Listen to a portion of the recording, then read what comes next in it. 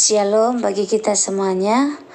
Firman Tuhan untuk kita hari ini dari Lukas pasal 24. Tetapi pagi-pagi benar pada hari pertama minggu itu mereka pergi ke kubur membawa rempah-rempah yang telah disediakan mereka.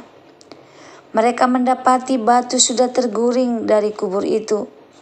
Dan setelah masuk mereka tidak menemukan mayat Tuhan Yesus. Sementara mereka berdiri termagu-magu karena hal itu, tiba-tiba ada dua orang berdiri dekat mereka memakai pakaian yang berkilau-kilauan. Mereka sangat ketakutan dan menundukkan kepala. Tetapi kedua orang itu berkata kepada mereka, "Mengapa kamu mencari Dia yang hidup di antara orang mati? Ia tidak ada di sini. Ia telah bangkit. Ingatlah apa yang dikatakannya kepada kamu ketika Ia masih di Galilea, yaitu bahwa Anak Manusia harus diserahkan ke tangan orang-orang berdosa dan disalibkan, dan akan bangkit pada hari yang ketiga." Maka teringatlah mereka akan perkataan Yesus itu. Dan setelah mereka kembali dari kubur, mereka menceritakan semuanya itu kepada ke-11 murid dan kepada semua saudara yang lain. Perempuan-perempuan itu ialah Maria dari Magdala dan Yohana dan Maria ibu Yakobus, dan perempuan-perempuan lain juga bersama-sama dengan mereka memberitahukan kepada rasul-rasul. Tetapi bagi mereka perkataan-perkataan itu seakan-akan omong kosong, dan mereka tidak percaya kepada perempuan-perempuan itu. Sungguh pun demikian Petrus bangun, lalu ia cepat-cepat pergi ke kubur itu. Ketika ia menjenguk ke dalam, ia melihat hanya kain kapan saja. Lalu ia pergi, dan ia bertanya dalam hatinya apa yang kiranya telah terjadi. Yesus menampakkan diri di jalan ke Emmaus.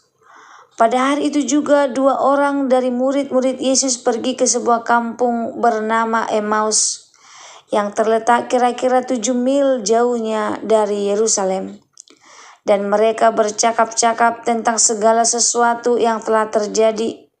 Ketika mereka sedang bercakap-cakap dan bertukar pikiran, datanglah Yesus sendiri mendekati mereka, lalu berjalan bersama-sama dengan mereka. Tetapi ada sesuatu yang menghalangi mata mereka, sehingga mereka tidak dapat mengenal Dia. Yesus berkata kepada mereka, "Apakah yang kamu percakapkan sementara kamu berjalan?" Maka berhentilah mereka dengan muka muram. Seorang dari mereka namanya Kleopas menjawabnya, "Adakah engkau satu-satunya orang asing di Yerusalem yang tidak tahu apa yang terjadi di situ pada hari-hari belakangan ini?" Katanya kepada mereka, "Apakah itu?" Jawab mereka, "Apa yang terjadi dengan Yesus orang Nazaret? Dia adalah seorang nabi yang berkuasa dalam pekerjaan dan perkataan di hadapan Allah dan di depan seluruh bangsa kami. Tetapi imam-imam kepala dan pemimpin-pemimpin kami telah menyerahkan Dia untuk dihukum mati, dan mereka telah menyalibkannya.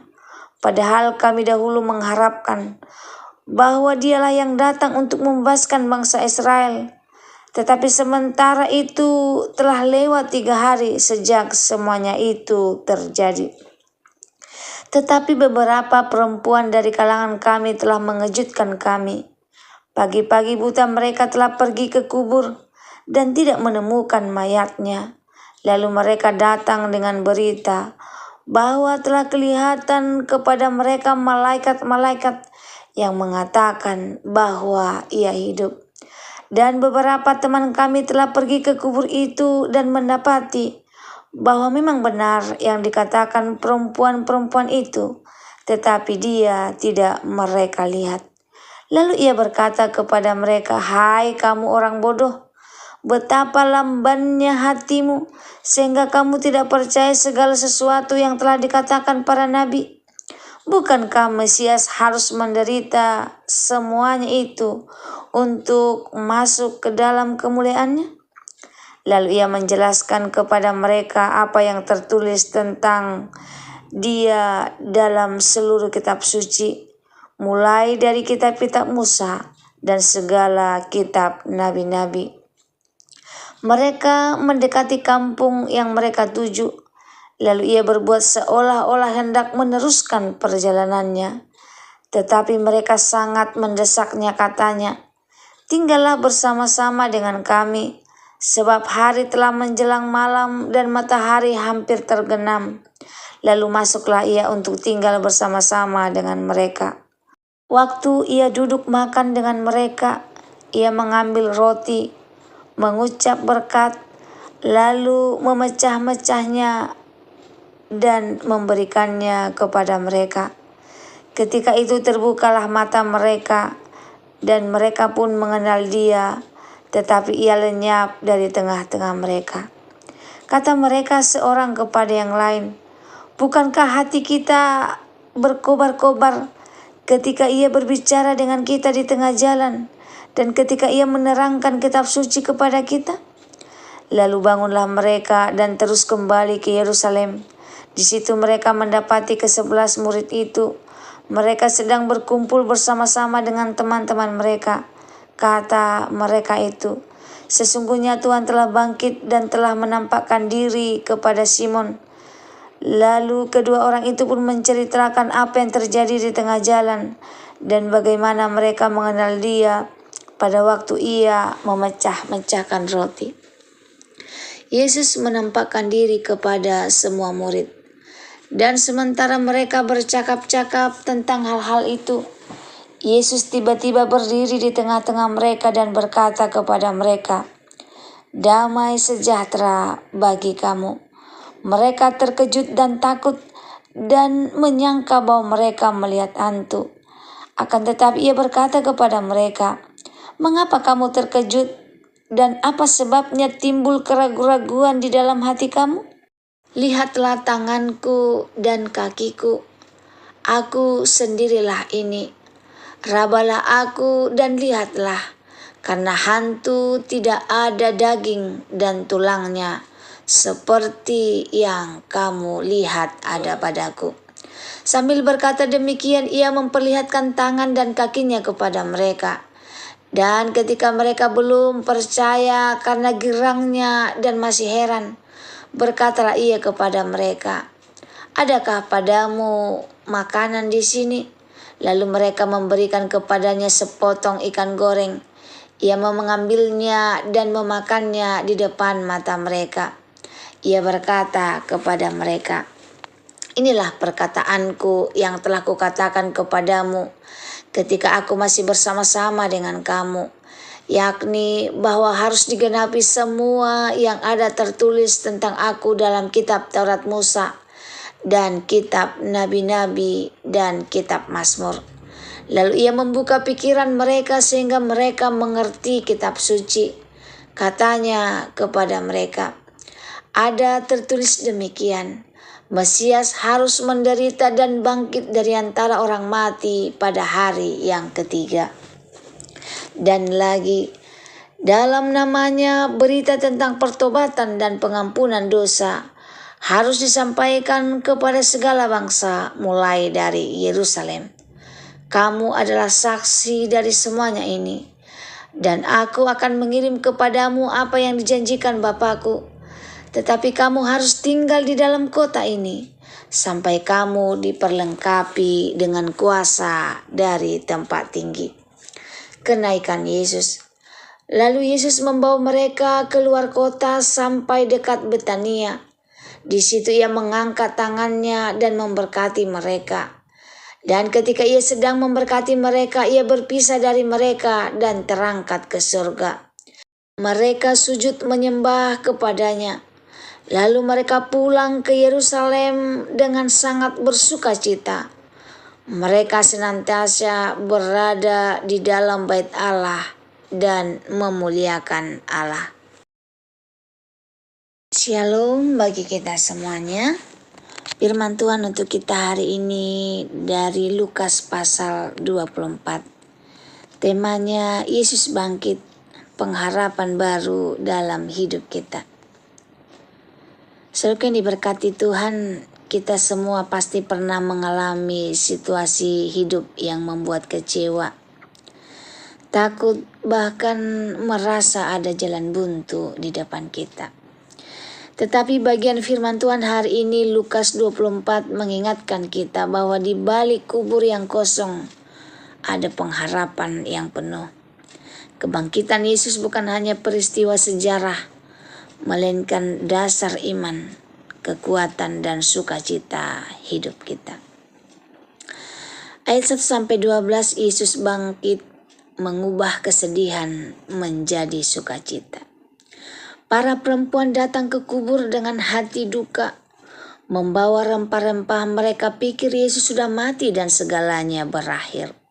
Tetapi mereka menemukan kubur kosong dan malaikat berkata, "Ia tidak ada di sini, ia telah bangkit."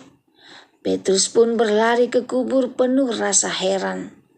Pesan firman Tuhan untuk kita hari ini. Seringkali kita datang kepada Tuhan dengan beban, takut atau putus asa. Tetapi kebangkitan Yesus menunjukkan bahwa keadaan paling gelap pun bisa diubah menjadi terang. Ayat 13-35, Yesus yang bangkit membakar hati dengan firman-Nya. Dua murid di Emmaus berjalan dengan muka muram, kecewa karena harapan mereka hancur. Yesus hadir tetapi mata mereka tertutup, hati mereka dingin. Ketika Yesus menjelaskan kitab suci dan memecah-mecah roti, mata mereka terbuka, hati mereka berkobar-kobar. Pesannya untuk kita hari ini. Saat kita merasa iman dingin dan hidup kita hambar, biarlah firman Kristus menyalakan kembali semangat kita. Jangan biarkan kekecewaan menutup mata iman kita. Ayat 36-49, Yesus yang bangkit memberi damai, sejahtera, dan tugas mulia. Murid-murid ketakutan, penuh keraguan, lalu Yesus hadir dan berkata, "Damai sejahtera bagi kamu." Ia menunjukkan tangan dan kakinya, bahkan makan di depan mereka, bukti nyata bahwa ia hidup. Yesus mengingatkan bahwa penderitaan, kematian, dan kebangkitannya adalah penggenapan kitab suci. Ia menegaskan panggilan murid-murid, kamu adalah saksi dari semuanya ini. Pesan firman Tuhan untuk kita. Yesus yang hidup memberikan kita damai di tengah pergumulan. Ia mengutus kita untuk menjadi saksinya dalam keluarga, dalam pekerjaan, dan dalam masyarakat. Ayat 50-53, Yesus yang bangkit memberkati dan menyertai kita selalu. Yesus mengangkat tangan memberkati murid-muridnya lalu naik ke surga. Murid-murid kembali ke Yerusalem dengan sukacita besar dan terus memuliakan Allah. Pesan untuk kita hari ini. Kebangkitan dan kenaikan Yesus bukanlah perpisahan, melainkan jaminan bahwa kita tidak sendirian. Roh Kudus hadir menyertai kita, memberi kekuatan untuk melangkah. Aplikasi firman Tuhan untuk kita hari ini yang pertama, hiduplah dengan pengharapan. Jangan biarkan keadaan atau masalah menutup mata iman kita. Kubur kosong adalah bukti kemenangan. Yang kedua, dekatlah dengan firman Tuhan. Biarkan firman membuat hati kita berkobar-kobar setiap hari. Yang ketiga, jadilah saksi Kristus. Mulailah dari hal yang kecil, perkataan yang membangun, sikap yang penuh kasih, kesediaan menolong sesama. Yang terakhir, hiduplah dengan rasa syukur. Ingat, Yesus yang bangkit sudah memberikan kita hidup baru. Jadi setiap hari layak dijalani dengan ucapan syukur. Kebangkitan Yesus bukan hanya peristiwa ribuan tahun lalu, tetapi realita yang hidup hari ini. Kalau Yesus menang atas maut, maka kita pun punya pengharapan dalam setiap situasi. Mari kita jalani hidup ini dengan iman, sukacita, dan pengharapan yang teguh di dalam Kristus Tuhan kita. Terima kasih. Inilah firman Tuhan untuk kita hari ini. Tuhan Yesus memberkati. Shalom.